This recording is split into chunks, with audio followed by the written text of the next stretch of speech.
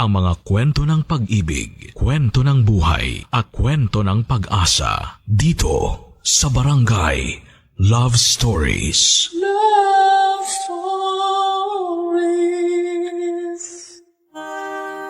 Minsan may mga nararamdaman tayo na hindi natin alam kung paano ipapahayag sa tao na ating nagugustuhan. Kung mahina ang loob ay dinadaan na lamang sa ibang paraan para masabi ang nararamdaman sa napupusuan. Ikaw, kabarangay, kapag hindi mo masabi ang gusto mo, ano ang ginagawa mo para ipaalam ito? Dear Papa Dudut, magandang araw po sa inyo at sa mga nakikinig. Ako po si Justin, 23 years old at isang empleyado ng isang kumpanya sa Pasig. May kapatid po akong babae, Papa Dudut. Justin din po ang pangalan niya, kaso yung spelling po ng sa kanya ay may letter E sa dulo. Samantalang ako ay wala. Nakakalito po pero nakasanayan na naming magkapatid. Ang papa ko daw ang nakaisip ng pangalan ng ipanganak ako at nang lumabas naman ang kapatid ko ay si mama ang nakaisip na lagyan na lamang ng E ang Justin.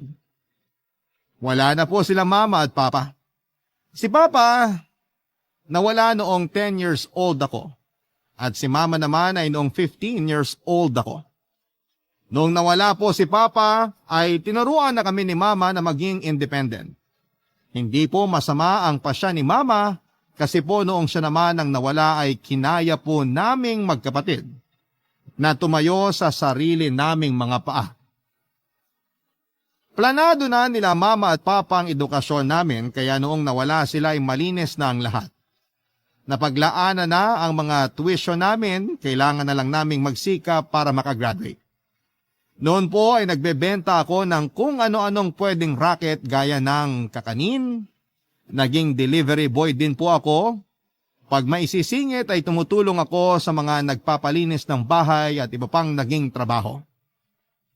Nairaos ko po ang lahat hanggang sa makagraduate ako, Papa Dudut. Maganda naman po kasi ang grades ko kaya hindi din ako masyadong nahirapang maghanap ng trabaho. Sa ngayon po ay nag-aaral pa ang kapatid kong si Justin. 2 taon na lamang po ay gagraduate na siya sa kursong Mascom. Mataas din ang pangarap ng kapatid ko kaya naman ginabayan ko siya at pinoprotektahan. Hindi naman sa pagmamayabang pero madami pong nagsasabi na gwapo ako at maganda ang kapatid ko. Dahil po siguro yan sa kombinasyon ng mga magulang namin. Si mama po ay Filipina at si papa naman po ay isang Amerikano. Papa Dudut, may ka-opisina po ako na mas bata sa akin. Siya po ay 21 years old. Lloyd po ang pangalan niya. Mag-iisang taon pa lamang po siya sa opisina pero naging close po kami. Hindi ko po alam kung bakit ako naging open sa kanya tungkol sa mga problema ko at ganoon din po siya sa akin. Gaya po namin ang kapatid kong si Justin ay wala po kaming nililihim sa isa't isa. Maliban po sa isang bagay na hindi ko sinasabi sa kanya.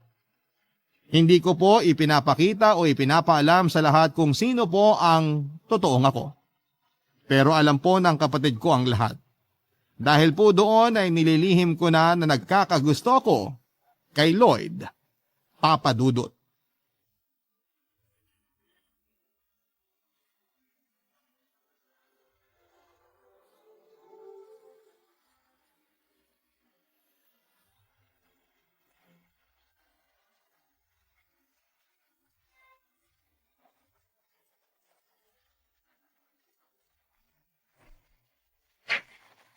Good morning, pogi kong kuya. Oh, ano yan? Ang alin? Yang arte mo. Arte? Huy, kilalang kilala na kita. Kaya wag mo akong artehan ng ganyan. Kuya naman. May kasalanan ka ba o may hihingin? Wala ah. Walang ano. Wala kang kasalanan o wala kang hihingin? Both. Justin naman. Ako na ang nagpalaki sa'yo. Etsusin mo pa ako. Nakakainis ka kuya. Masama bang maglambing? Okay, sige. Di sorry. Ang lakas mo kasing magkape. Ayan tuloy, nagiging nerbyoso ka. Teka, anong oras na? Bakit nandito ka pa? Anong oras ang klase mo? Ikaw, kuya, bakit nandito ka pa? Anong sinasabi mo? Natural, Sabado ngayon, wala akong pasok. Saint! Wag mo nga akong sagutin ng mga millennial terms na yan. Ay, one-sided. Anong one-sided?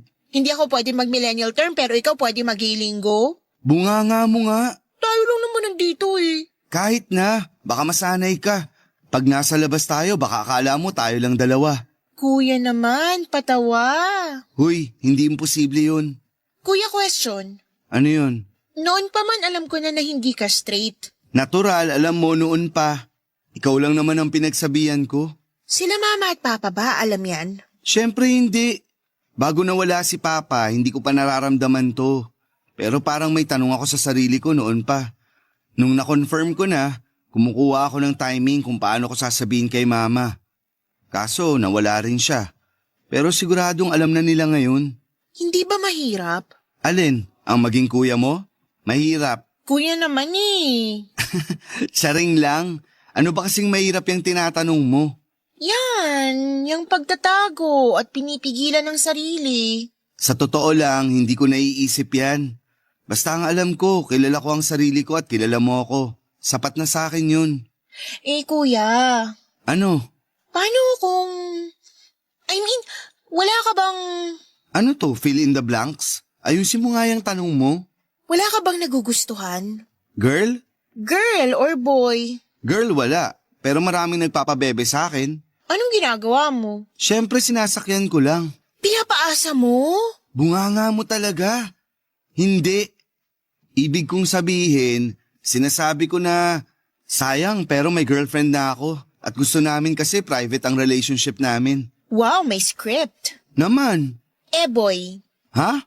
Oh, huli. Meron no. Sino yan? Spill. Spillin ko mukha mo dyan eh. Kuya naman eh. Sige na, sabihin mo na. Alam ko mahirap yung nagtatago kaya akong outlet mo.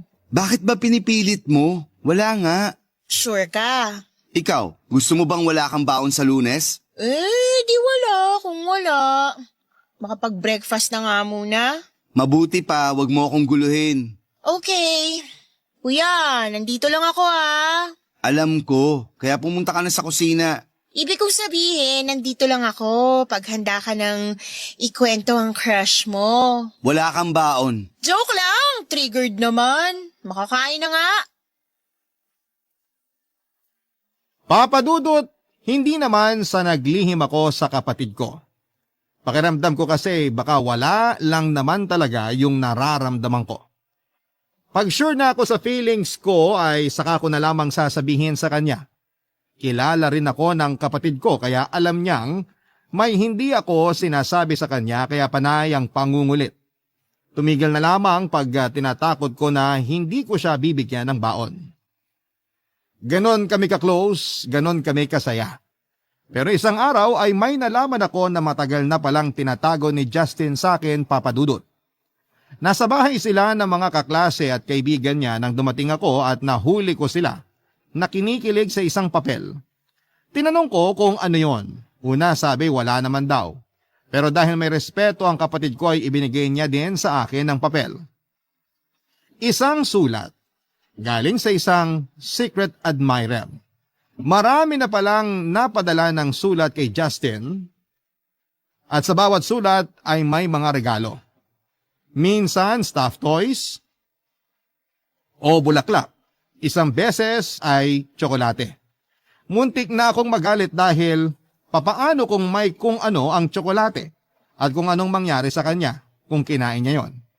Kinausap ko ang mga kaklase niya at wala din silang nasabi dahil hindi nila kilala ang nagpapadala na nagtatago lang sa tawag na flames. Hindi ko alam kung flames na apoy o flames na dating game ng mga teenager. Pero kahit ano doon ay hindi ako pabor, Papa Dudut. Una, ay nagtatago siya. Pangalawa ay hindi pa dapat magkaroon ng karelasyon ng kapatid ko. Sinabi pa ni Justin na wala naman siyang gusto sa nagbibigay sa kanya noon kung sino man ito. Natutuwa lang daw siya sa mga tula na pinapadala ni Flames. Pinagsabihan ko pa rin siya na huwag nang i-entertain para tumigil na. Nangako naman ang kapatid ko, Papa Dudut. Kinausap ko din ang mga kaklase niya na bantayan si Justin. Parang kuya na din ang tingin sa akin ng mga kaibigan ni Justin, kaya lahat sila ay nangako rin. Kahit na nangako silang lahat, Papa Dudut, ay hindi pa din ako mapakali. Ganon kasi ako, basta tungkol sa kapatid ko. Kaya naman naghanap ako ng makakausap. Siyempre ang taong pinagkakatiwalaan ko, ang nilapitan ko.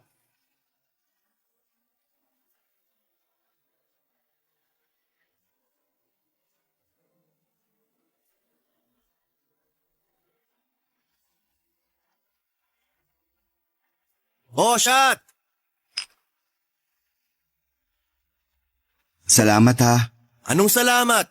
Kanina pa tayo nandito, ang tagal mo naman magkwento. Magkwento? Bakit ka ba nagpapasalamat kanina? Sa pagsama dito ngayon. Oh, kaya nga. Ibig sabihin may problema. Bakit naman problema kaagad ang naisip mo? Pare, unang-una, hindi ka naman mahilig uminom. Pangalawa, nung huling nagyaya kang uminom, may problema ka sa opisina. Predictable ba ako? Hindi naman. Close lang tayo kaya alam ko. Close? Oo, tayo lang naman ang close ng ganito sa opisina eh. Oo nga. Bakit? Ha? Kasi Ano? Kasi Huy, bakit hindi mo masabi? Simple lang naman ang tanong ko. Bakit kinagyayang uminom? ito bang pagyaya kong uminom? Oo, bakit? Ano bang akala mo? Wala. Anong wala? Alam mo, nagtatampo na ako ha. Ano, iinom ba tayo ng hindi nag-uusap? Uy, hindi naman. Oh, ano yung akala mong tinatanong ko kanina? Kala ko tinatanong mo kung bakit tayo close. Itatanong pa ba yan? Kasi mahal natin ang isa't isa. Mahal? Oo, hindi na tayo iba sa isa't isa.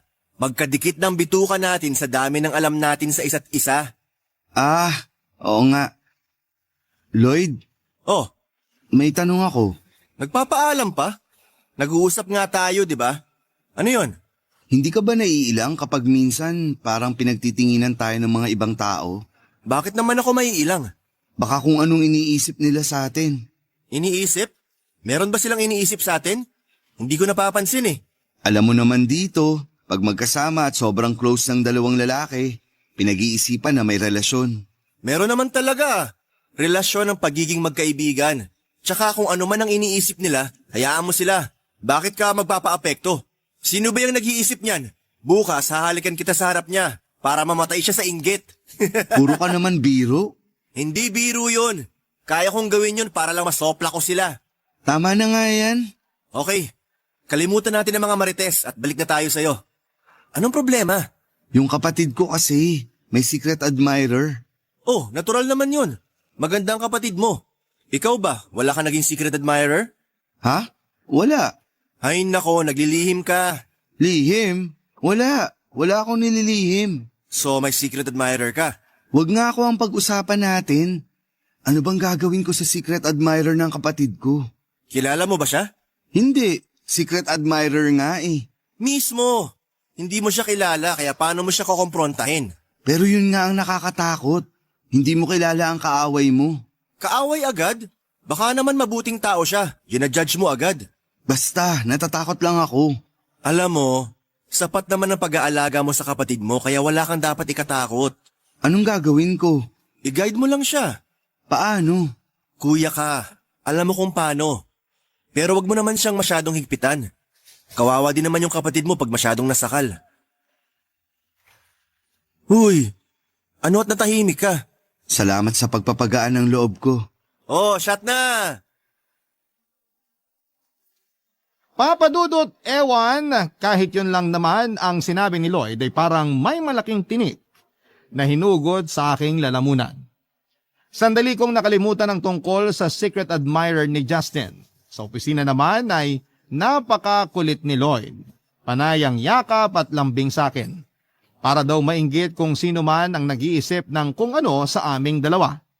Ako naman ang naiilang, pero kahit naiilang ako ay hindi naman ako naiinis. Ang hirap labanan ng damdamin. Natapos ang isang linggo sa opisina na ganon kakulit si Lloyd. Dinadaan ko na lamang sa tawa ang lahat, Papa Dudut. Araw ng linggo, nagaya siyang mag-basketball kami. Sa tagal naming magkakilala ni Lloyd ay doon lang siya nagyayang mag-basketball. Yung mga taga-lugar daw nila dapat ang mga kalaro niya. Kaso'y kinulang sila ng isa, kaya niyaya niya ako. Marunong akong mag-basketball pero ayoko magbukhang tanga kasi hindi ako magaling. Kaya sinabi ko na lamang na may pilay pa ako kaya hindi pa pwedeng puwersahin para hindi lumala. Naintindihan naman ni Lloyd kaya naghanap na lamang siya ng ibang mayayaya. Sinabi ko na lamang na bilang suporta ay manonood na lamang ako. Tuwang-tuwa si Lloyd at biniro pa ako na pumalakpak daw ako sa tuwing makakashoot siya. Kaya naman gano'n na nga po ang nangyari. Tagapalakpak ako kada shoot niya. Pero hindi ko maitodo ang palakpak ko. Dapat ay discreet lamang. Kasi baka magmukha akong cheering squad kapag tinodo ko. Magaling si Lloyd maglaro, Papa Dudut, kaya lalo akong nanliit at iniisip na paano kung naglaro ako. Magmumukha lang akong ewan sa court. Pero Papa Dudut, habang pinapanood ko si Lloyd, ay nagkakaroon ako ng lakas ng loob na sabihin sa kanya ang totoong nararamdaman ko para sa kanya. Sa tingin ko naman, sa sobrang close namin ay maintindihan niya ako. Kahit na hindi naman ako sigurado sa magiging reaksyon niya, ay hindi ko naisip na magagalit siya at lalayo.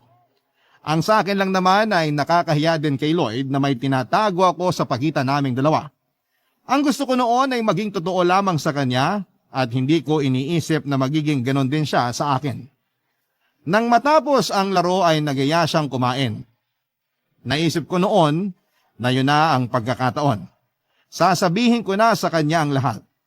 Habang papunta ng restaurant ay binubuo ko na ang loob ko at tapang ko para sabihin sa kanya. Kaso, pagdating naman sa restaurant ay nandun din pala lahat ang mga nakalaro niya sa basketball. Celebration pala nila yon, kaya yon para kung tahimik na jowa at chumichika lang kapag tinatanong o kinakausap ni Lloyd at ng iba pang mga kasama namin. Matapos ang magulong lunch ay umuwi na kami.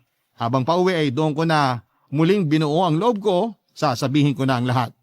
Handa na ako nang biglang may tumawag sa cellphone ko, Papa Dudut. Barangay Love Stories. Barangay Love Stories. Papa Dudut, napasugod kami ni Lloyd sa ospital. Si Justin daw po kasi ay nawala ng malay habang kasama ang mga kaibigan niya. Pagdating namin sa ospital ay hindi alam ng mga kaibigan ni Justin kung papaano sasabihin sa akin. Nakita ko naman na wala pa ring malay si Justin. Sinabihan ako ni Lloyd na huminahon at hintayin namin ang doktor. Pinilit kong huminahon at saka ko naman pinahinahon ng mga kaibigan ni Justin. Doon na sila nagkwento kung ano nga ba ang nangyari. Nagtatawanan pa daw sila nang biglang mahilo si Justin. Tapos ay bigla na lang daw itong nawala ng balanse at natumba. Mabuti na lang daw pala at nasalo nila ang kapatid ko bago bumagsak sa simento. Kaya agad nila siyang itinakbo sa ospital. Lalo ko napaisip kung anong nangyari, bakit nagkaganon ang kapatid ko. Ilang sandali pa ay dumating na nga ang doktor at ipinaliwanag niya na wala namang masamang nangyari sa kapatid ko. Masyado daw atang stress si Justin kaya ganon ang nangyari. Saka sinabi ng doktor na hintay na lang namin siyang magising at pwede na ring umuwi. Una, tinatanong ko ay ang sarili ko kung kasalanan ko ba lahat, kung bakit nangyari yon. Tapos ay nauwi na ako sa paninisi sa sarili ko. Kinumpirma ko ng kasalanan ko nga ang lahat. Kumbaga inako ko na. Ako lang naman ang kausap ni Justin kaya malamang ay ako ang dahilan ng pagkakastress niya. Malamang dahil yon sa sobrang paghihigpit ko sa kanya, Papa Dudut.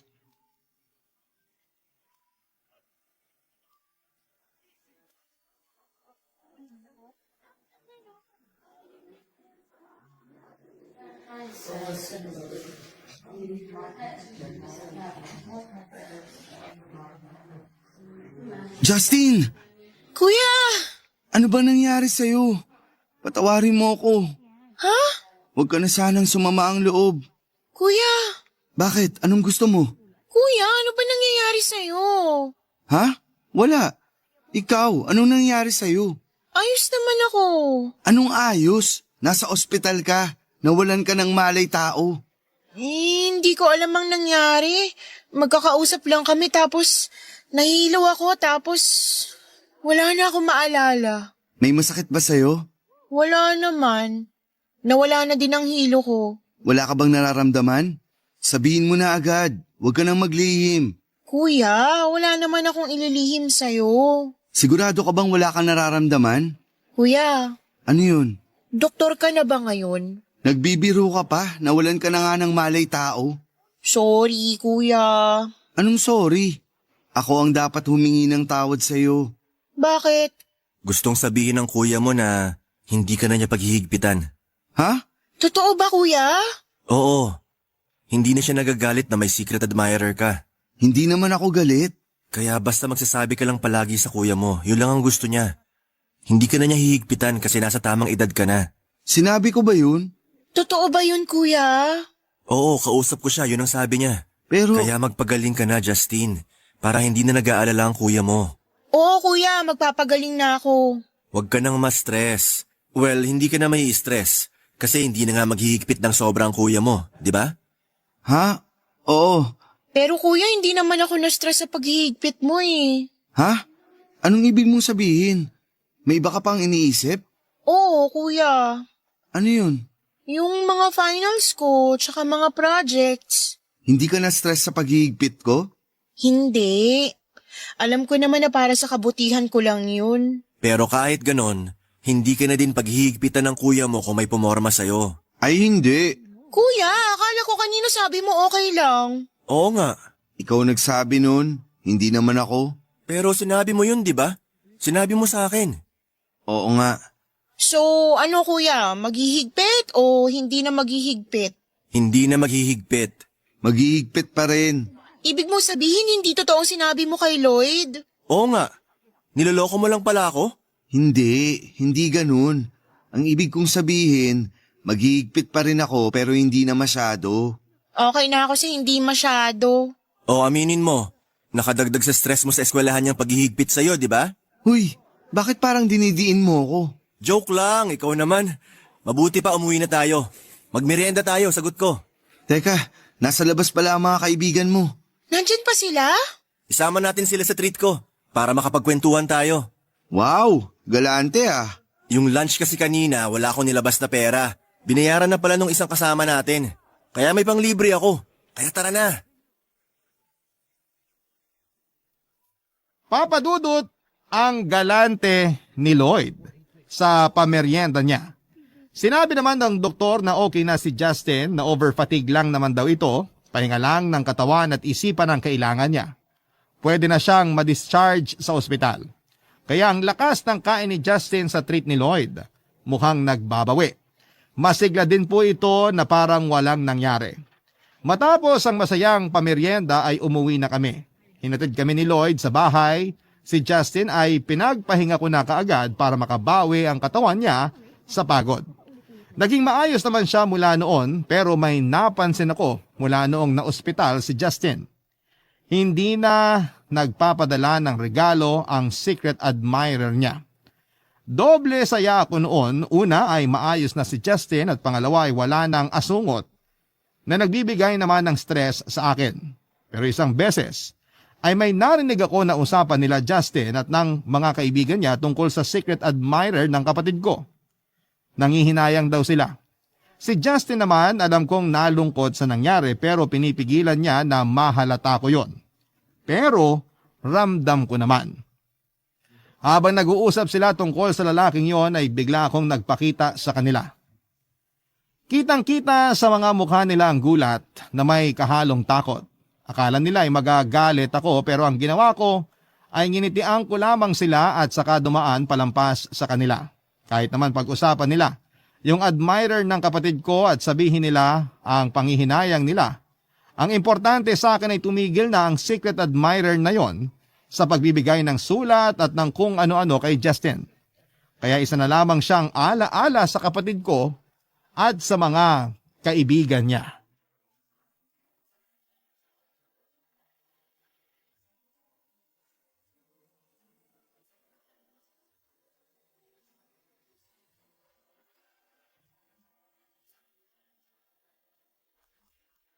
Sino yan?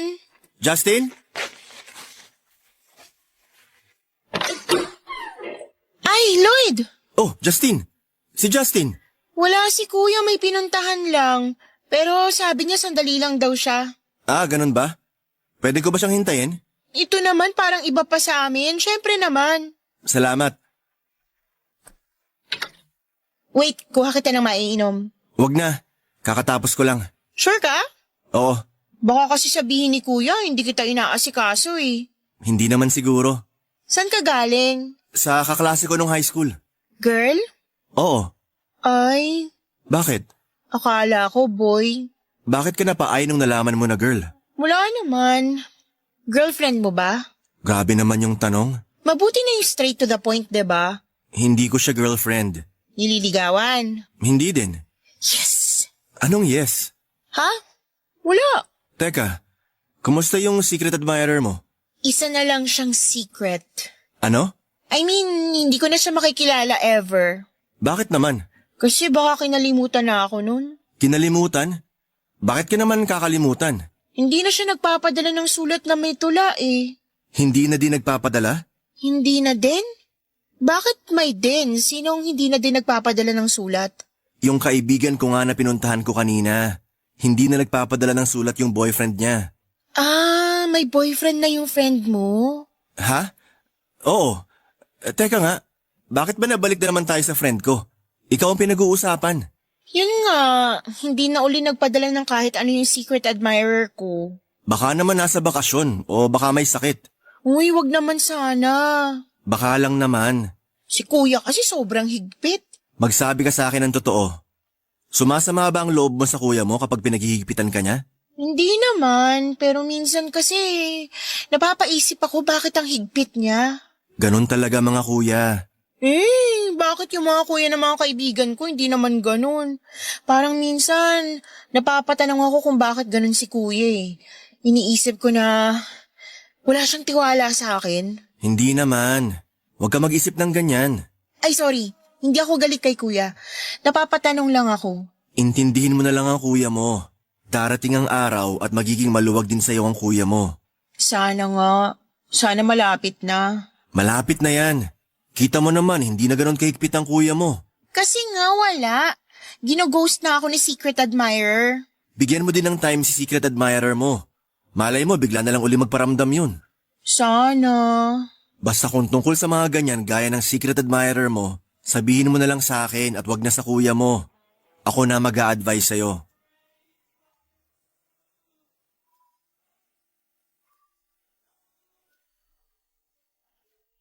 Papadudot nagkataon na hindi na ilak ni Justin ang pintuan noong papasukin niya si Lloyd sa loob ng bahay. Hindi nila namalayan ang pagpasok ko sa pinto. Dinig na dinig ko ang mga sinabi ni Lloyd sa kapatid ko. Tuturuan niya pa ito na maglihim sa akin. Parang ang dating ay tinuturuan niya pang magsinungaling. Sobrang napikon ako sa kanya kaya kinalimutan ko lahat at nangibabaw sa akin na kalaban ko siya. Kasi kinokontra niya ang authority ko. Wala din nagawa si Lloyd kundi ang umalis. Pag-alis ni Lloyd ay napagalitan ko si Justin sa unang pagkakataon. Kaya nabigla din ang kapatid ko sa naging ugali ko. Alam kong gustong umiyak ng kapatid ko pero pinigilan niya at alam ko kung bakit. Dahil yon sa pagmamahal at respeto niya sa akin. Pero ng mga oras na yon ay hindi ko naisip yon. Mas nang ibabaw ang galit. Pinagsabihan ko siya na magtapos muna bago makipagrelasyon. Ang sama ng mga nasabi ko noong mga oras na yon at nasabi ko na mahina naman siya sa akin. Nagpapakapagod ako tapos ay nagpapaligaw lamang siya. Ewan ko ba papadudot para akong napoposes noon. Hindi ko na napag-isipan ang mga sinasabi ko pero ano pa man ang nasabi ko ay hindi ako sinagot ng kapatid ko ng pabalang. Si Lloyd naman na konsentidor ay ayaw kong makausap matapos sa mga narinig ko na sinabi niya sa kapatid ko. Kung maaari nga lang na hindi ko siya makita ay mas pipiliin ko yon. Kasi magkatrabaho kami at iisa lamang ang pinapasukan naming opisina. Ang sakit sa akin ng ginawa niya ang turuang maglihim sa akin ng kapatid ko. Sa opisina, Papa Dudut, kung hindi din lang tungkol sa trabaho ay hindi ko pinapansin si Lloyd. Kahit na nagmukha pa siyang tanga. Hindi ko din naman siya kayang awayin, lahat ng imbitasyon niya ay hindi ko na lang pinapansin. Hindi ko sinasagot ang mga text at tawag niya dahil sa sobrang sama ng loob na nararamdaman ko ng mga panahong yon. Papa Dudut. Barangay Love Stories. Barangay Love Stories. Sobra po talagang epekto sa akin ng mga nangyari, Papa Dudut. Pakiramdam ko po noon ay may betrayal na nangyari. Betrayal ng kapatid ko at ni Lloyd dahil dito ay naging sobrang lungkot ko. Hindi ko po kasi akalain na mangyayari sa akin yon. Mahal ko ang kapatid ko at mahal ko rin si Lloyd. Ayoko magtuloy-tuloy ang galit ko kaya pinilit kong labanan ang lahat kahit ang sakit-sakit na. Gusto ko na ring tapusin ang hindi magandang pakiramdam na umiiral sa akin at ayusin na lamang ang lahat. Pero nangingibabaw po ang pride ko. Kaya bukod sa mga nangyayari ay kalaban ko pa ang pride ko. Pinipilit ko pong timbangin at balansehin ang lahat kaya ang nangyari ay nakaapekto ang sobrang pag-iisip sa kalusugan ko. Ako naman po ang na-stress at tuluyang nagkasakit. Hindi po kami nagpapansinan ng kapatid ko kung hindi din naman importante ang pag-uusapan. Pero nang makita niya ang itsura ko ay biglang bumalik ang dating siya. Nagpanik si Justin at pinilit akong dalhin sa ospital. Papadudot ang taas na pala ng lagnat ko. Sumama naman ako sa kapatid ko at nagpunta nga kami sa ospital para magpa-check up at pinayuhan ako ng doktor na kailangan ko ang diretsyong pahinga kung ayaw kong lumala ang sakit ko. Kaya ginawa ko po ang payo ng doktor, agad akong tumawag sa ospital at nag-file ng sick leave. Dahil po nasa ospital ako ng mga oras na yon ay napilitang pumayag ng mga kinakaukulan.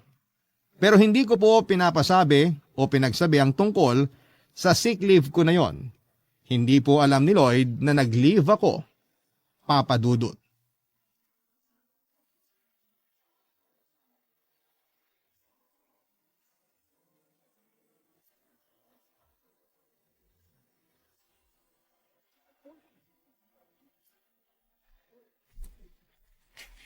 Kuya, uminom ka muna. Salamat. May kailangan ka pa? Wala na. Gusto mo ikuha kita na makakain? Hindi na. Giniginaw ka ba? Gusto mo ng kumot? Ang init-init eh. Kung may nararamdaman ka, tara na, punta na tayo sa ospital. May nararamdaman ako. Ha? Ano yun? May masakit ba sa'yo? Wala. Anong nararamdaman mo? Ramdam ko na naaaligaga ka. Huminahon ka nga. Baka mamaya ikaw naman ang mapagod dyan. Alam mo naman na magkapatid tayong overfatigin. Ayoko kasing may mangyari sa'yo. Alam ko. At ayoko din na may mangyari sa'yo. Kaya mag-relax ka nga. Huwag kang mag-sorry. Wala kang kasalanan. Kuya, wala din kasalanan si Lloyd. Anong ibig mong sabihin? Hindi mo kasi narinig yung buong usapan namin eh. Yung huli na lang ang narinig mo kaya iba na yung pagkakaintindi mo. Kuya, walang masamang intensyon si Lloyd. Hindi niya sinabing paglihiman kita. Ang sinabi niya, wag na kitang bigyan ng problema. Makinig na lang daw ako sa'yo dahil sa kabutihan ko lang naman ang gusto mo. Sinabi niya para wag ka na ma-stress. Sa kanya na lang ako magkwento at papayuhan din niya ako. Pero hindi para kontrahin ang sinabi mo. Totoo ba yan? Oo, kuya. Ang sama ko pala. Hindi, kuya. Hindi mo naman alam eh. Yun na nga. Sana inalam ko muna bago ako nagalit. Hindi naman galit sa'yo si Lloyd. Kita mo nga, sige pa din siya ng pagme-message at tawag sa'yo kahit hindi ka sumasagot. Nahihiya ako dahil sa nagawa ko. Mabait si Lloyd, kuya. Alam ko. Pero dahil sa maling paratang ko, hindi ko na inalala kung anong klaseng tao siya. Inisip ko masama siya. Pero kahit kailan wala naman nagawang mali sa akin si Lloyd. Oo, kuya. Concerned lang pala siya sa'yo. Sa akin. Sa ating dalawa. Naiiya ako sa kanya. Kausapin mo na siya, kuya. Hindi ko alam. Mahal ko si Lloyd pero bakit ko nagawa yun? Akong dahilan, kuya. Dahil sa akin, kaya huwag mo sisihin ang sarili mo. Akong sisihin mo. Justine, patawarin mo ako sa mga shortcomings ko ah. Kaya ka nga nagagalit sa akin kasi sobrang mahal mo ko.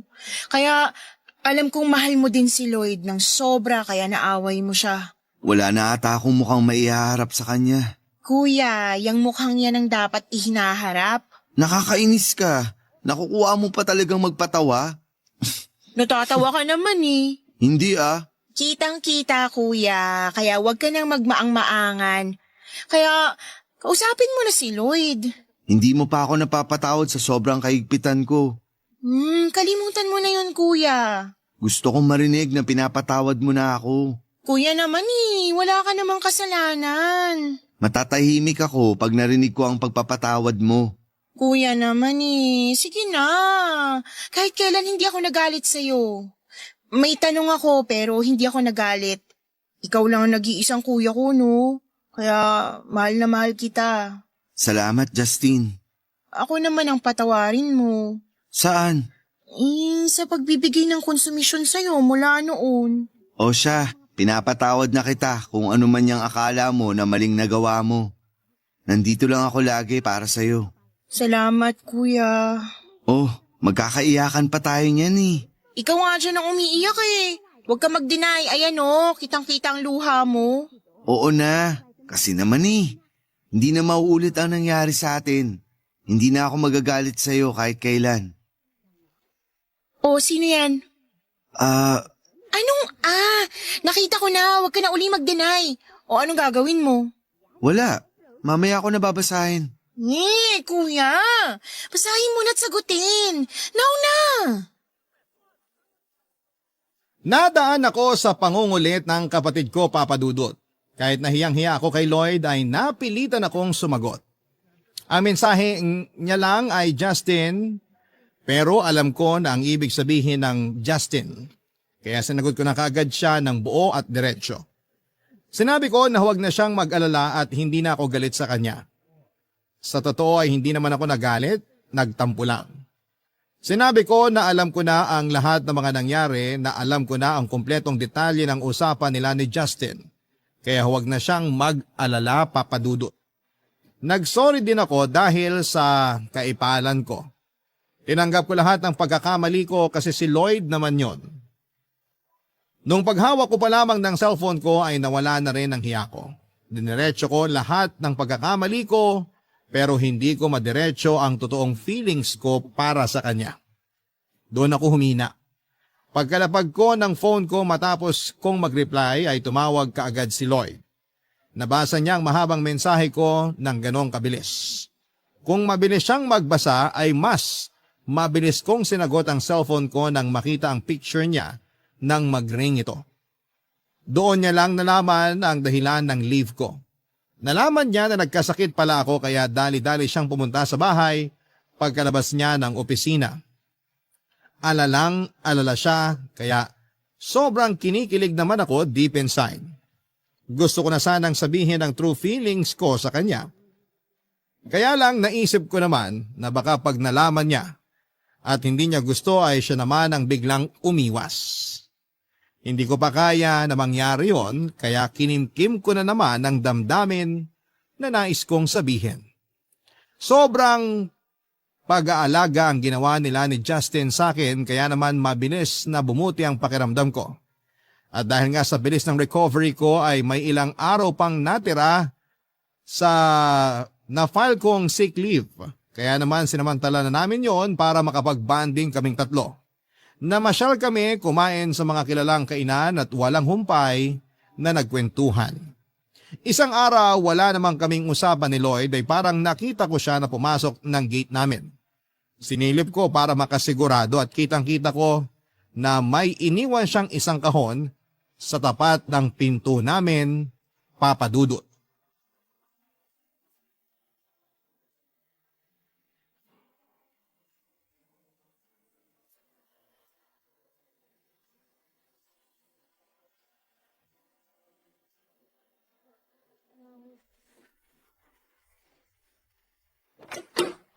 Lloyd!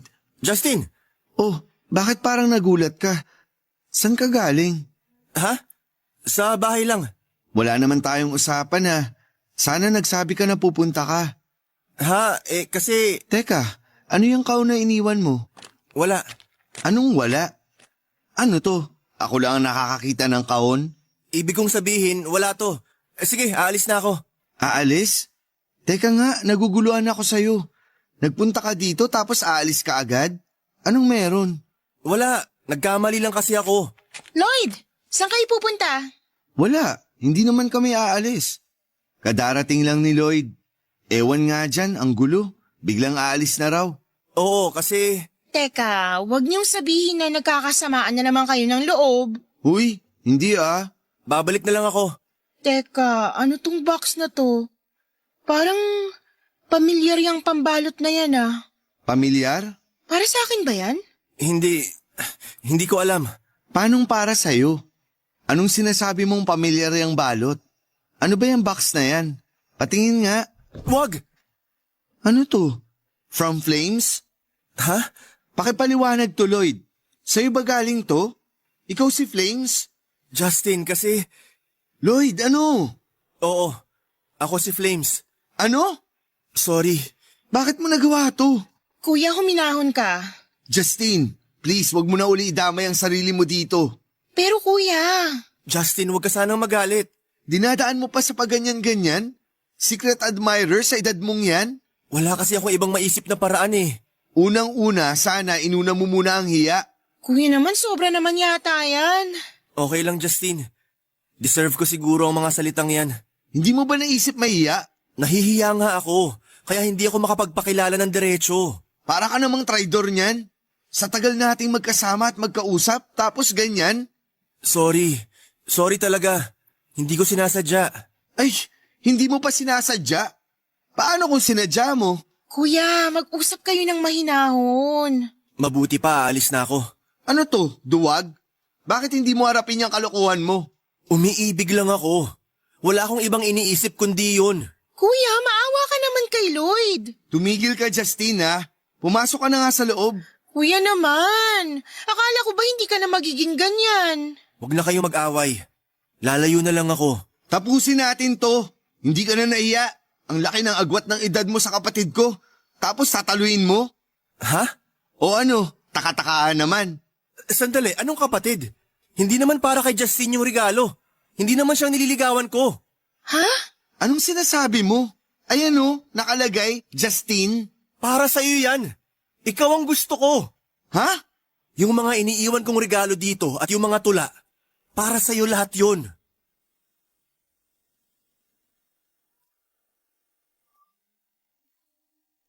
Papadudot dahil sa isang sulat ay nagkaroon ng mistaken identity. Ang akala pala ni Lloyd na spelling ng pangalan ko ay Justin with an E. Kaya naman akala ng kapatid ko ay sa kanya ang mga regalo. Hindi naman sumama ang loob ng kapatid ko sa mga nalaman niya. Sa halip ay natawa pa siya. Kasi ang dami nangyari tapos ay mali lang pala ang akala ng lahat. Masaya din si Justin para sa aming dalawa ni Lloyd. Nakakaloka, papadudot. Nahirapan pa akong magtapat nung una, ang totoo naman pala ay ganon din ang nararamdaman sa akin ni Lloyd. Hindi ko kasi naisip na pareho kami. Kung sa bagay, yun din naman ang sinabi ni Lloyd na hindi niya naisip na pareho nga kami. Ganon din siya, sobrang mahal niya ako. Kahit na hindi raw ako magkagusto sa kanya, basta wag lang daw akong magalit. Gusto niya lang na masabi ang nilalaman ng dibdib niya. Mag-iisang taon na kami ni Lloyd, ngayong gagraduate na si Justin, ay nagsabi ang kapatid ko na kapag kumikita na siya ng sarili niyang pera, ay magpapatayo daw siya ng tiny house sa tabi ng bahay namin para doon na lamang siya at masolo na namin ni Lloyd ang isa't isa. Sinabi ko na tutulong ako sa gastos. At least, umalis man sa bahay ang kapatid ko, ay katabi ko pa rin siya at nasa isang bakuran lamang kami. Nasabi ko na kay Lloyd ang mangyayari kaya niyaya ko na rin siya na sa bahay na tumira at wag nang mangupahan sakaling maitayo na ang tiny house ng kapatid ko. Papa Dudut, ito po ang dilema na nararamdaman ko bilang mahigpit na kuya.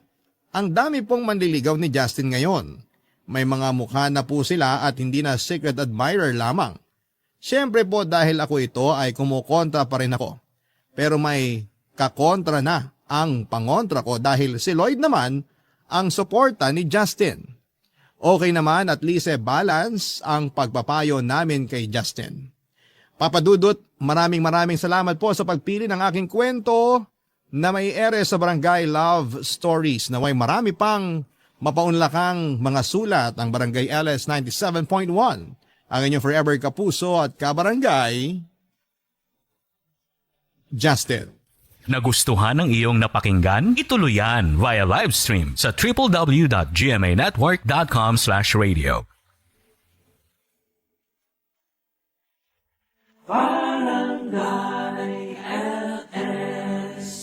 Forever.